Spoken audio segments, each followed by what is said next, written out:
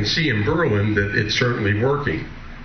So when the Balsams came up, and I said, Dan Hebert, that type A personality person that charges too much when you want something done.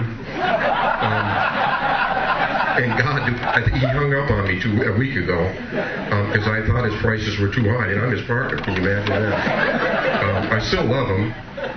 He still hung up on me. But we looked at the Balsams. We went in and said, what is it we would do? How can this work? Imagine a gentleman, Mr. Tillotson and the family, keeping this business, this beautiful piece of property going for as many years. What a great steward he was. And so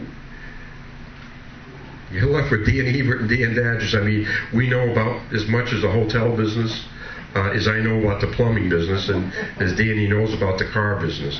The only thing I know about Dan is he's awfully hard to make $1,000 bill on a car.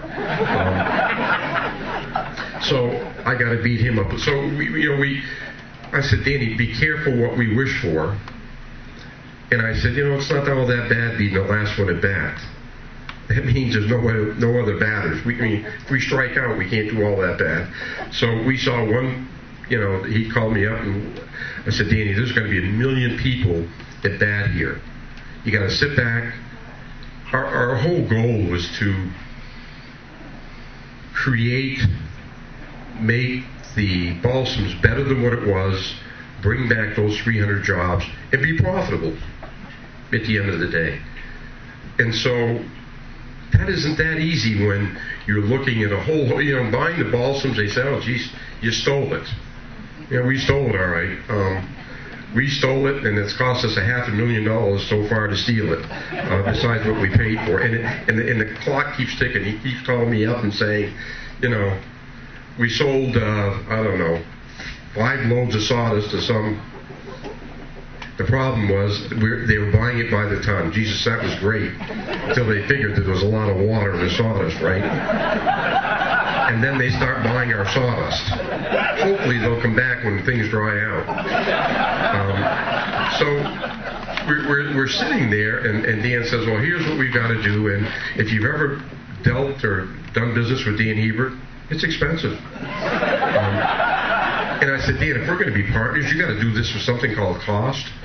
You haven't heard that in a very long time, but if we're going to be partners, that's the way it's got to be. And he smiles, and I'm still wondering if we are at cost, but he hung up on me last week. I was hurt for about a second, but I had to ask. And I hope I don't take too much of your time, but again, I speak from the heart, because as I looked at the Balsams, I said, Jesus Christ, Danny, do you believe we just bought this goddamn property? And I said, we got about 24 hours of glory. And the next day, Dan said, if we don't make this happen, I'm going to be run out of Colbert. I said, well, that's all right, because I'm not living there right now, so I'll certainly blame your pricing had a lot to do with this. But I have to tell you that it was so interesting. We had a party that sat down with us and said, would you take this much money right now? The financial side of me said, Jesus Christ, this is a hell of a profit, Danny. I looked over at Danny and I said, what do you think? No. I said, can you make that a little clearer? No. I said, okay. Apparently that means you don't want to sell for this price. I said, that's right. I think it was a company that had ulterior motives. So we went past that, and then you've got this huge piece of property. You've got contamination in some parts of it, so you've got to, if you're going to do a financial package with institutions, you've got to be able to take those pieces out. And I commend people like John Gallus and Ray Burton. Beano Lamontagne, Jesus Christ, I got to tell you, if the world had more Beano Lamontagnes, life would be a better place.